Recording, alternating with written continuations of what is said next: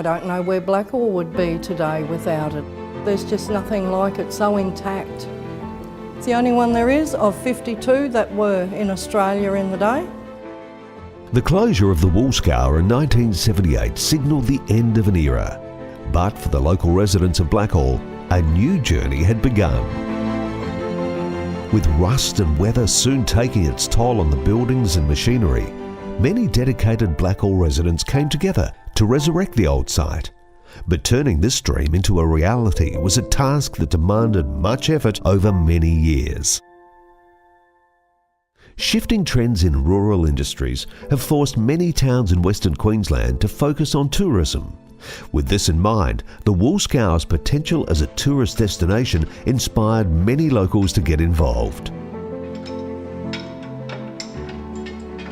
You've got your direct link to our pioneering past, our wool industry. A lot of the times you feel they're there, with you when you're telling your stories. And a lot of tourists will tell you that, it's got that feel about it. I don't know where Blackall would be today without it even. I mean, the whole community gets the benefit of tourism. It all goes round. Everyone spends money in the town. It's just a special place. They can't believe what we've got here. It's the only one there is of 52 that were in Australia in the day. It's an icon. It's the last one left, so you couldn't just pull it down and dismantle it and sell everything to scrap. You won't see another one, and it's original. Everything you see here is from 1908. It just represents the Blackall area so much. It's a very natural tourist attraction too, because it's something that's really happened and really there. And it's to keep the knowledge of those eras alive.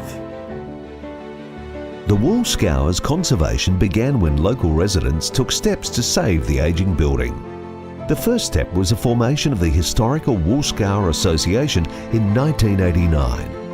Their goal was to care for and protect the only remaining steam-driven Woolscour in Australia and to promote the scour as a tourist attraction. Over the years, the Historical Woolscour Association has worked hard to secure funding. An early mission in 1989 was a charter flight to Canberra to present their case to the then Prime Minister Bob Hawke. We actually secured $100,000 from Bob Hawke government. We did a trip and we ran the gauntlet of the Parliament House for about 2 days. And we didn't get the money then, but we made a lot of valuable contacts. And then when the election came up and Bob Hawke was out in Longridge, Simon Campbell rode a horse in it as a long-lost stockman from the past coming in and presented the case. We managed to get the $100,000 to buy the Woolscour, and that's where we went from there, a long, hard haul. Paul Keating was sort of making aspirations to be Prime Minister, and that's when he happened to come out here after his first time he challenged Bob Hawke. He lost and came out to a Labor Party celebration held in Blackall.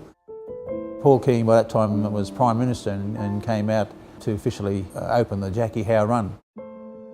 Out of various activities, initial funds were raised for partial conservation. Many years after the seed was planted, the conservation is now a reality, thanks to the funding from the Queensland Heritage Trails Network. The conservation process involves photographing machinery, taking it apart, and then labelling and cataloguing the individual pieces. Depending on the condition of the part, conservation required cleaning, machining, or at times replacing the component to restore the machinery to working order. Alongside the machinery, conservationists also tackled the restoration of the Woolscour building. The state the buildings were in when we started work, some of them were on the point of collapse, and you had to think very carefully about preventing collapse, because that makes the process so much more difficult if you're trying to rescue these buildings. Better to keep them up until you can make the repairs and have a sensible engineer who can understand that we're not just trying to make the most straightforward repair, we're trying to preserve the way this thing was built so we can tell its story. You know you've got something important, but you don't quite know how to make the decisions about what its future life should be and just how to repair it in a way that doesn't destroy the story. We spent initially a couple of weeks on the site. We'd get up at 5 o'clock in the morning because it was hot. We'd get there nice and early, and often we'd find ourselves crawling under the buildings, commando style, just on our bellies. And getting close to the building like that was important for obviously understanding condition. You had to work out, which stumps needed replacing, which of the floor framing needed replacing. You had to understand the condition of every part of the building, but also I think it gave us a really personal, connection to the place. I mean, you knew every inch of it, and there's something really special about that. I think one of the lovely things about this site is the fact that it's local people who had a connection with the place who are still telling the story, and I think that's so important, and that makes it different to another place where you still have those real people and those real connections. In 1908, the Blackall Woolscour opened. In 1979, the community saw its operations stop, thinking it had closed its doors forever. But over 20 years later, with the help of many dedicated people, the Blackall Woolscour is reborn for future generations to enjoy. And it's one of the few places you can travel anywhere around through the Central West that's really authentic. Now, the other places tell very good stories.